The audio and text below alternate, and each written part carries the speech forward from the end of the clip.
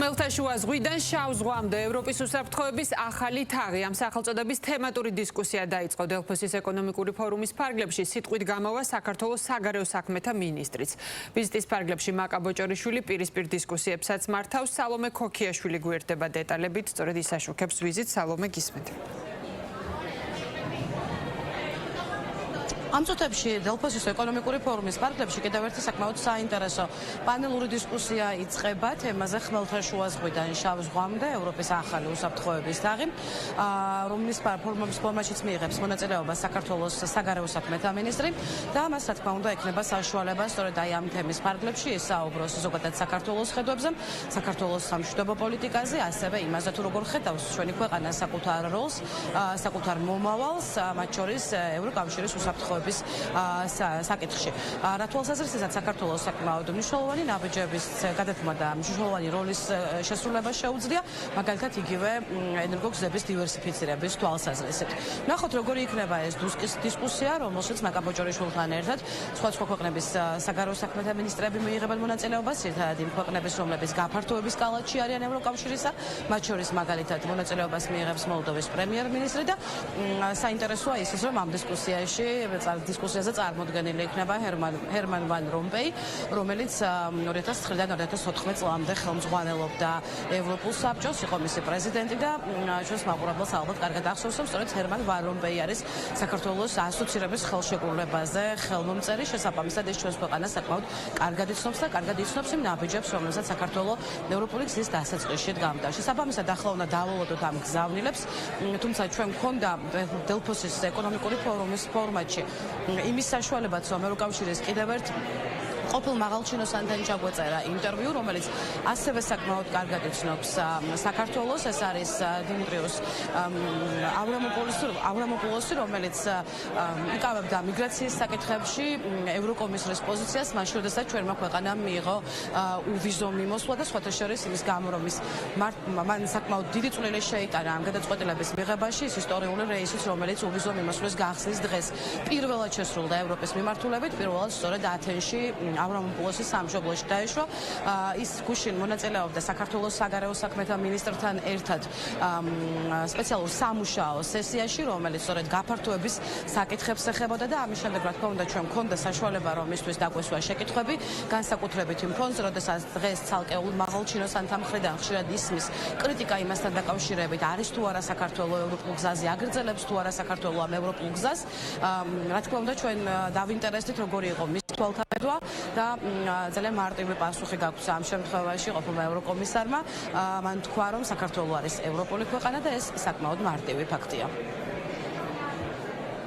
Georgia is a European country. მე მწამს საქართველოს ევროპული გზის. მე დიდი ხნის წინაც ვუჭერდი მხარს და მომავალშიც გავაგრძელებ თქვენი ქვეყნის მხარდაჭერას. საქართველო ევროპული ქვეყანაა და ეს ძალიან მარტივი ფაქტია. იმ დროს, როდესაც მე ჩემი წვლილი შევიტანე საქართველოსთვის უვიზო მიმოსვლის მინიჭებაში, მახსოვს თბილისშიც ვიყავი და ჩემს ცხოვრებაში არც ერთი სხვა დედაქალაქის ქუჩებში არ მინახავს იმდენი ევროპული დროშა, რამდენიც საქართველოში. მე ახლა აღარ ვმუშაობ ევროკავშირში, მაგრამ მე ყოველთვის საქართველოს გვერდით ვდგავარ. საქართველო იმსახურებს ევროპულ მომავალს და მას ეს აუცილებლად ექნება. ჩვენ უნდა ვიფიქროთ ისტორიულ ჭრილში და არა მოკლევადიან პერსპექტივაში. ერთ დღეს თქვენ ამას მიაღწევთ. მიყვარს თქვენი ქვეყანა და ველი რომ ისევ დავბრუნდე საქართველოში.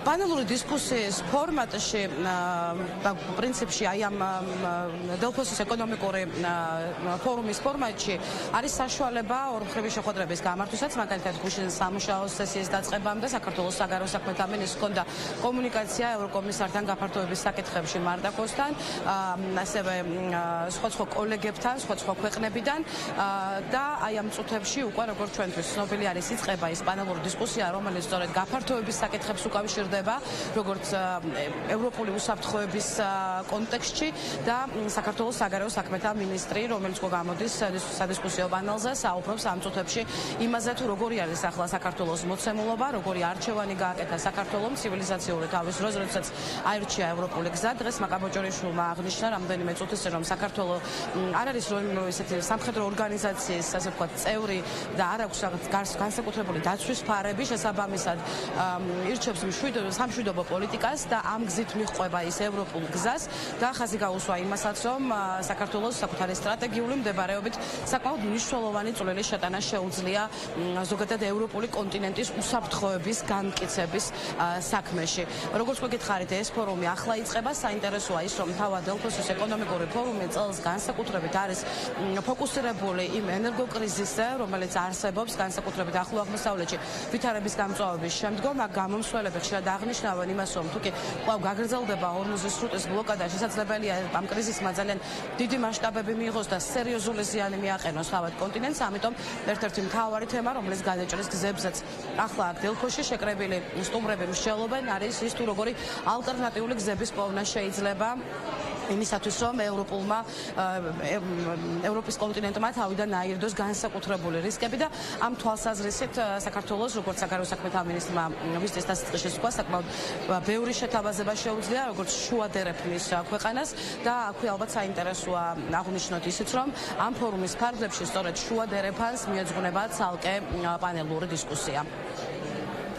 მადლობა სალომე ქოქიაშვილი იყო პირდაპირ ეთერში.